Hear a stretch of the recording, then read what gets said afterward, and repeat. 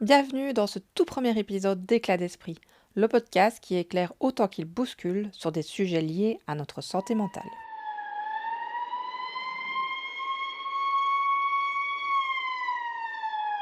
Aujourd'hui, nous sommes le 8 février 2025, une date qui résonne avec un goût particulièrement amer pour ma famille. Ça fait 2 ans, jour pour jour, que mon mari, le papa de nos 2 enfants de 10 et 15 ans, est en prison, pour une durée indéterminée. Pourquoi ? Parce qu'il souffre d'une maladie psychique, aussi incroyable que cela puisse être, c'est notre réalité. Pour moi, ça représente 2 années de sidération, 2 ans de recherche pour comprendre les rouages des systèmes psychiatriques et judiciaires qui m'étaient jusqu'alors totalement inconnus, 2 ans de démarche pour obtenir les soins médicaux prescrits par des experts, 2 jours seulement après son arrestation, 2 ans d'attente, 2 ans de combat, pour lui comme pour nous, afin que nous soyons protégés des répercussions sociales et financières de cette absence totale de soins médicaux. Et aujourd'hui, vous savez quoi ? Cette détention n'est plus seulement inhumaine et dégradante, elle est aussi illégale. Avec son accord, je vous partage un extrait d'un cours sur l'internement d'Olivia Nederland, professeure de droit pénal à l'université Saint-Louis de Bruxelles. La situation des personnes internées dans les prisons belges est tellement interpellante que beaucoup d'avocats ont été saisir la Cour européenne des droits de l'homme qui a condamné la Belgique à de multiples reprises. Il y a eu énormément d'arrêts condamnant la Belgique pour la façon dont elle traite les personnes internées en les plaçant dans des lieux carcéraux et non pas de soins. C'est incroyable, n'est-ce pas ? Alors que nous sommes en 2025, en Europe, sur cette terre qui se veut celle des droits de l'homme. Éclat d'esprit est donc conçu comme un espace où on va explorer les réalités qu'on préfère souvent cacher sous le tapis. Mais vous savez quoi ? Ce tapis, je me prends les pieds dedans au quotidien. Et franchement, il est hors de question qu'il continue à me clouer au sol. Alors aujourd'hui, aussi inconfortable que ce soit, je vais partager avec vous des bribes de ma vie personnelle.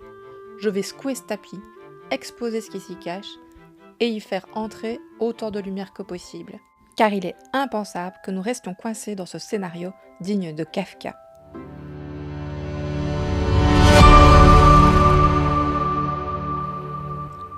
Avant de vous dévoiler un peu plus ma réalité face à la maladie de mon mari, je tiens à vous rassurer. Ce premier épisode est effectivement un monologue destiné à planter le décor, mais dès le prochain épisode, des invités viendront enrichir nos connaissances, nourrir notre réflexion, bousculer nos préjugés et nous ouvrir l'esprit. Des personnes concernées qui vivent une vie parfaitement équilibrée avec des troubles de santé mentale, des proches, comme moi, qui apprennent à naviguer dans cet océan d'incertitude, des soignants qui, malgré des moyens limités, se battent pour faire une différence, des chercheurs qui explorent de nouveaux horizons, des avocats qui subissent aussi les failles d'un système hérité d'une autre époque, et des journalistes qui façonnent en partie notre perception des maladies mentales, malheureusement trop souvent à travers des titres alarmistes qui déforment la réalité et qui alimentent la stigmatisation des personnes en souffrance en renforçant nos préjugés et par conséquence la difficulté d'accès aux soins quand notre esprit montre des premiers signes de fragilité. Chacun de mes invités viendra nous partager une perspective unique pour envisager ensemble d'autres possibles.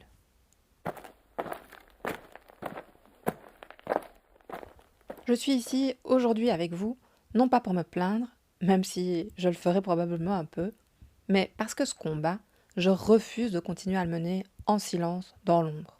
Je veux que notre expérience, aussi douloureuse soit-elle, serve le changement. Pour ma famille évidemment, mais aussi pour toutes les autres qui se retrouvent face à la maladie psychique d'un proche. Au 15 janvier 2025, en Belgique, on comptait 1029 personnes internées dans les prisons sans les soins médicaux indispensables à leur rétablissement. C'est inadmissible.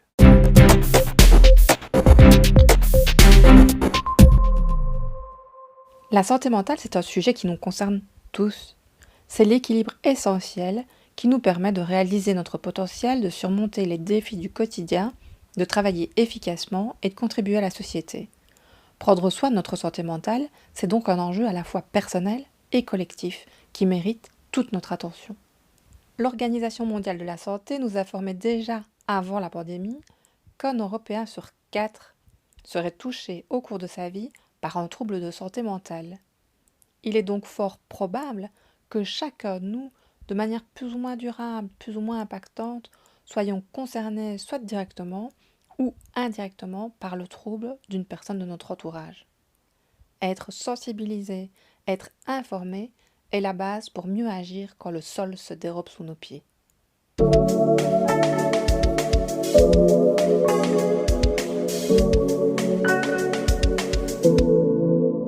Vous êtes toujours là? C'est parfait.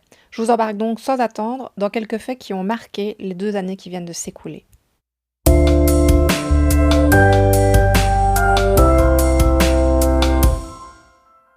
Ma vie selon Kafka, c'est le titre que j'ai retenu pour ce premier épisode, tant ma réalité semble tout droit sortie d'un de ses romans. Une plongée dans un système opaque et oppressant, où la justice et la raison semblent avoir totalement disparu. Des événements absurdes qui s'enchaînent, sans aucune logique, me laissant sans aucun repère. Et face à ces dysfonctionnements, une seule certitude demeure, mon impuissance. C'est dans cette atmosphère kafkaïenne que je vis depuis 2022. Alors oui, mon mari, un homme bienveillant, à l'écoute et disponible pour ses proches, un architecte talentueux, un père et un mari aimant et toujours présent, un homme bien, tout simplement, est en prison depuis 2 ans. Et franchement, si ça vous choque, imaginez un peu ce que nous ressentons. Quand j'ai reçu un mail qui m'informait de la situation, j'ai cru qu'il s'agissait d'une erreur de traduction. Incarcéré? Peut-être qu'en Flandre ça veut dire hospitalisé? Bah non. Il m'a fallu plusieurs jours avant d'obtenir la confirmation que la justice avait opté pour la prison plutôt que pour l'hôpital. J'ouvre ici une petite parenthèse pour que vous compreniez. Nous sommes belges et nous avons choisi de nous installer en France depuis 2006 pour nos activités professionnelles. Mon mari, après avoir été porté disparu en 2022, a été localisé dans le nord de la Belgique, en Flandre, où on parle le néerlandais, langue que ni lui ni moi ne parlons. Notre réalité est totalement improbable. Imaginez-vous dans un tribunal où tout se passe dans une langue que vous ne comprenez pas. De zitting is geopend. Wilt u alstublieft opstaan? Gelieve plaats te nemen.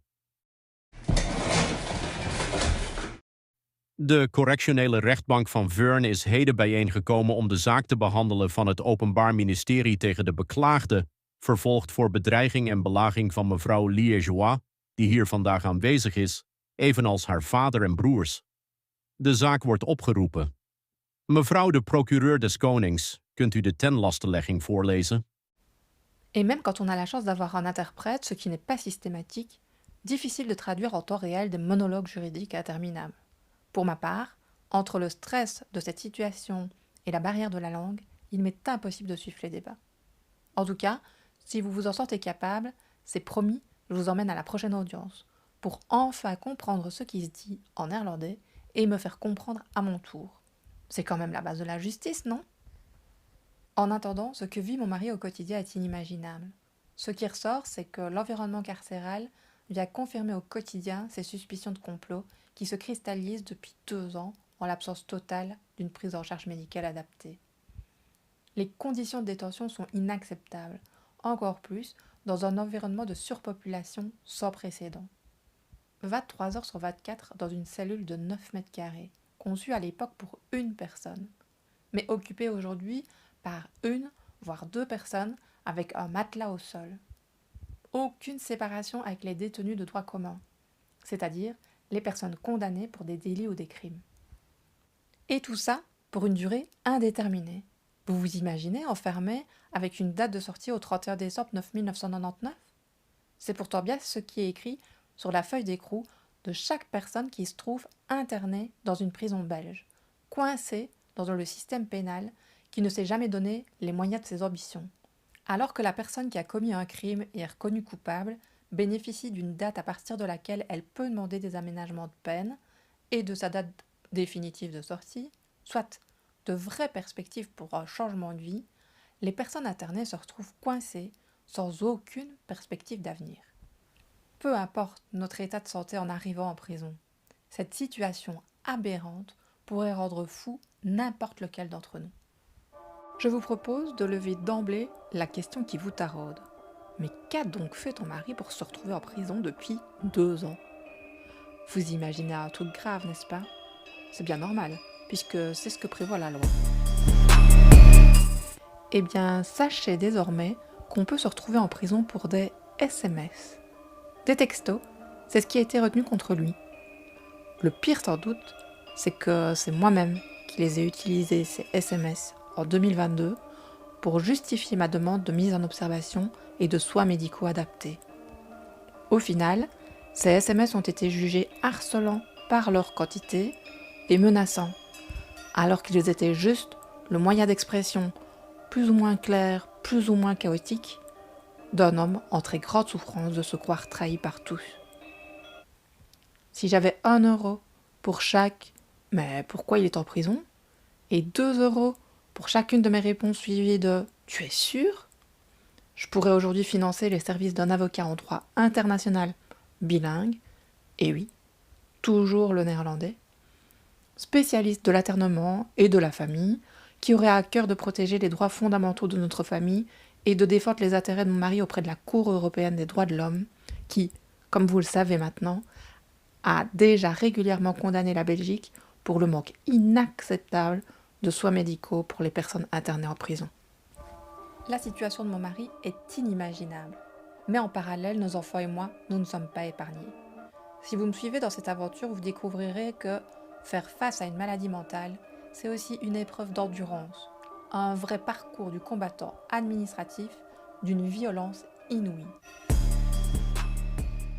Au programme, on a commencé par le placement de nos enfants. Oui, vous avez bien entendu. Dans une société marquée par les violences intrafamiliales, la méconnaissance des troubles psychiques complique tout. Quand une femme signale que son mari a disparu et qu'elle soupçonne un trouble mental non diagnostiqué, dans l'inconscient collectif, elle ne peut être qu'une victime qui s'ignore, une femme abandonnée qui refuse de voir la réalité, et donc potentiellement une mère inapte. Il m'aura fallu 8 mois de procédures éprouvantes pour récupérer la garde de nos enfants. Et même s'ils sont toujours restés avec moi durant cette période de placement, cette décision qui me restituait leur garde et mettait fin à cette épée de Damoclès au-dessus de nos têtes était loin d'être une victoire. Cette épreuve n'a répondu à aucun de nos besoins et nous a laissé plus mal que jamais, car nous avions compris que notre douleur face à la maladie ne peut être entendue nulle part et qu'aucun cadre légal n'existe pour nous soutenir, répondre à nos réels besoins et nous aider à traverser cette épreuve. En parallèle, c'est notre maison qui reste toujours aujourd'hui menacée par la saisie. Sans mon mari coopérateur, il est impossible de négocier avec notre banque ou même de vendre pour éviter un naufrage financier. Début 2023, le dossier de surendettement a donc été mon unique canot de sauvetage. Mais quelle surprise, quelques mois plus tard, de découvrir que comme par la force des choses j'ai été seule à signer ce dossier, il ne protège que moi. Notre banque applique donc aux frais de mon mari des majorations d'intérêt de plus de 400 € par mois. Aujourd'hui, ça représente plus de 10 000 € d'amende. Humanité, es-tu là? Poursuivons avec les lettres d'huissier. Imaginez recevoir des courriers pour une société d'architecture inactive depuis des années. Cela illustre parfaitement à quel point la sensibilisation aux troubles psychiques reste trop souvent négligée. Passons maintenant au juge des tutelles en France et au juge de paix en Belgique, qui était pour moi la solution à de très nombreuses difficultés. Et oui, je gère les galères à l'international. Malgré toutes mes démarches, aucun tribunal n'a jugé nécessaire de protéger mon mari et ses biens.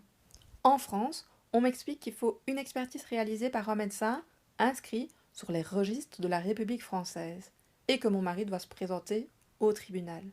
Alors qu'il est en prison et que les expertises ont été réalisées par des médecins belges, vous comprenez l'ironie? Vive l'Europe! De l'autre côté, en Belgique, l'ambiance est tout aussi surréaliste. Un 4e expert a été nommé spécialement pour cette requête de protection. Comme dans les précédentes expertises, il a été constaté que les fonctions cognitives de mon mari ne sont pas altérées. C'est une particularité du trouble dont il souffre. Conclusion, il a été jugé par cet expert en capacité de gérer ses responsabilités. Vraiment? Alors que je cumule les courriers et lettres d'huissier qui disent le contraire? Et que 3 autres experts ont conclu à une abolition de la capacité de jugement et du contrôle de ses actes, malgré des fonctions cognitives intactes.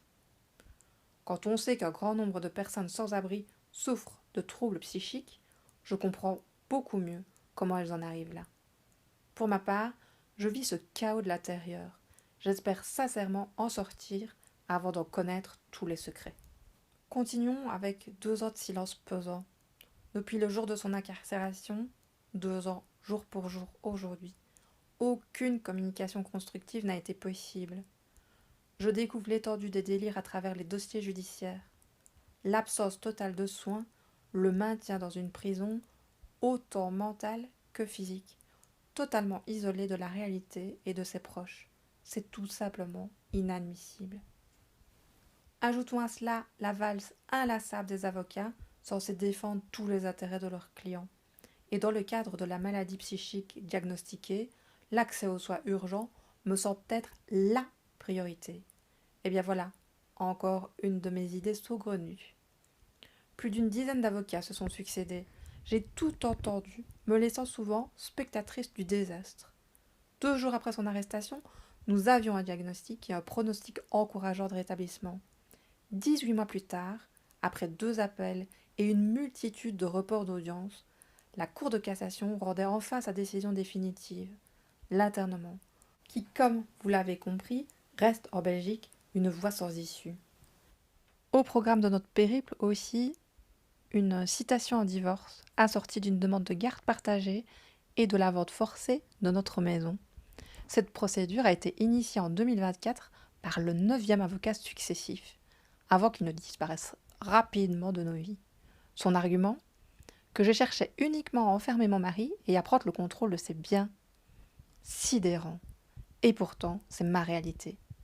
Une nouvelle démonstration de l'incapacité des procédures judiciaires à s'adapter aux spécificités des maladies psychiques, pourtant temporaires lorsqu'elles sont correctement prises en charge.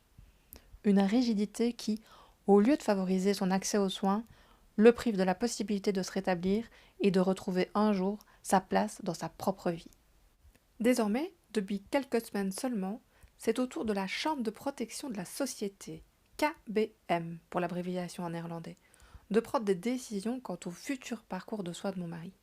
Un parcours qui, dans les faits, pourrait encore prendre des années à se concrétiser.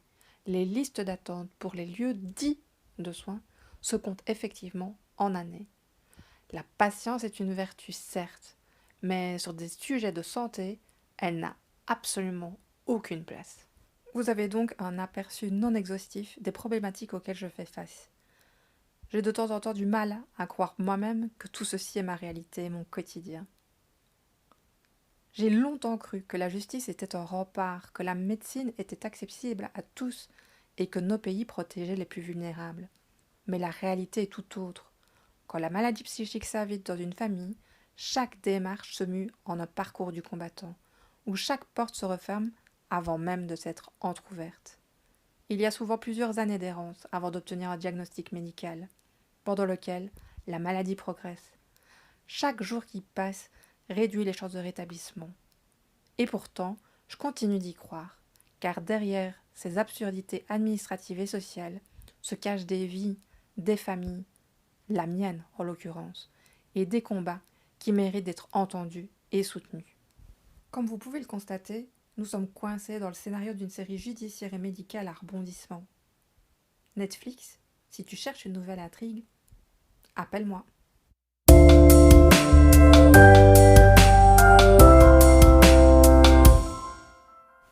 En 2 ans, j'ai toqué à toutes les portes, en France comme en Belgique. Les réponses sont toujours sensiblement les mêmes. Madame, après une étude attentive et blablabla, nous comprenons votre situation, mais 4 petites lettres qui annulent en moins d'1 seconde toute lueur d'espoir. Franchement, ces mais pourraient remplir des livres. Aujourd'hui, malgré toutes mes démarches, les chances de rétablissement de mon mari, qui selon les experts pouvait retrouver son équilibre en quelques semaines, avec un traitement et un accompagnement adaptés, est gravement mis en péril. Tout ça pourrait presque être une comédie absurde si ce n'était pas notre réalité avec des enjeux aussi importants que notre santé et notre avenir. Bref, seule, en 2 ans, avec le soutien disponible de mes proches, j'ai réussi à maintenir une lueur d'espoir vacillante, mais aucune solution viable ne s'est mise en œuvre. Me voici donc embarquée dans ce challenge totalement hors de ma zone de confort, qui relève à la fois d'une quête de solution et d'une thérapie pour ne plus trébucher dans ce tapis, ou du moins pouvoir me relever plus facilement. Je connais le point de départ de cette aventure, ma famille et tous nos projets laissés sur le carreau par la maladie non traitée, l'élément déclencheur, l'arrestation de mon mari qui perdure et qui met gravement en péril ses chances de rétablissement, et nous met tous entre parenthèses depuis trop longtemps déjà.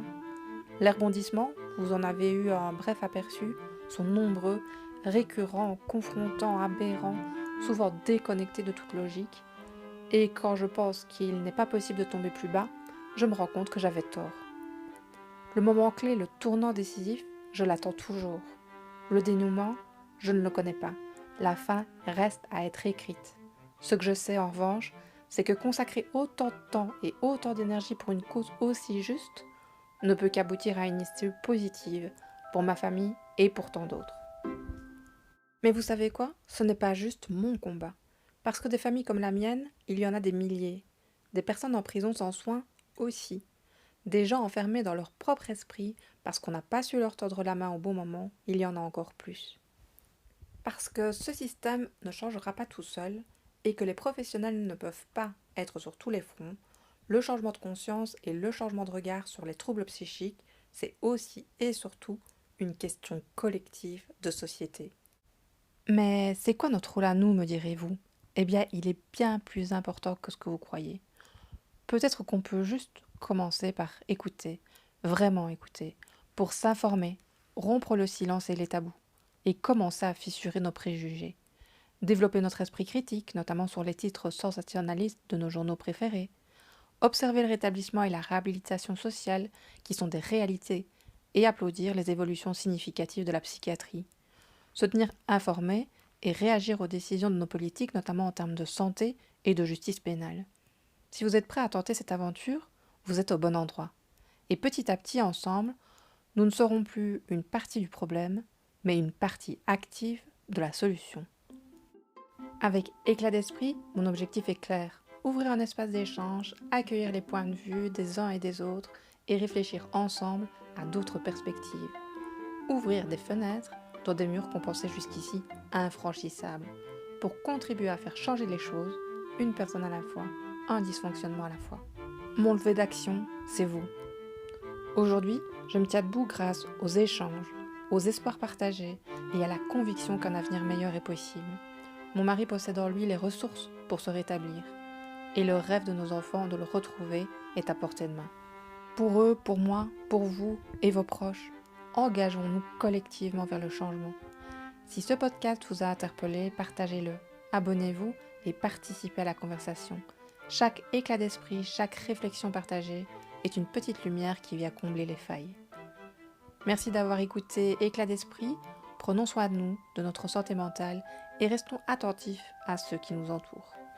Je vous dis à dans 15 jours pour le prochain épisode où nous aurons la chance de découvrir le point de vue de Laurent Zanella, rédacteur en chef du journal du médecin.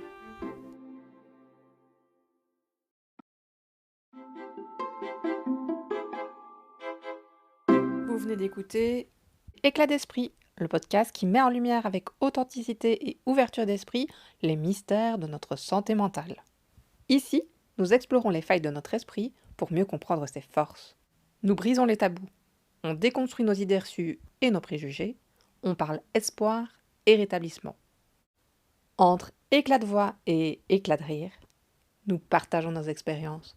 Nous ouvrons un dialogue inédit avec des personnes concernées par un trouble, des experts à la pointe des évolutions actuelles et les acteurs pluridisciplinaires de terrain. Notre objectif ? Faire éclater nos vérités, contribuer à mieux comprendre les réalités complexes des maladies et de leur prise en charge pour ouvrir la voie vers d'autres possibles. En fil rouge, mon parcours personnel face à la maladie de mon mari, qui m'a confirmé que, tout comme les éclats de lumière se révèlent dans l'ombre, les moments les plus sombres de nos vies peuvent aussi faire naître des éclats de vie.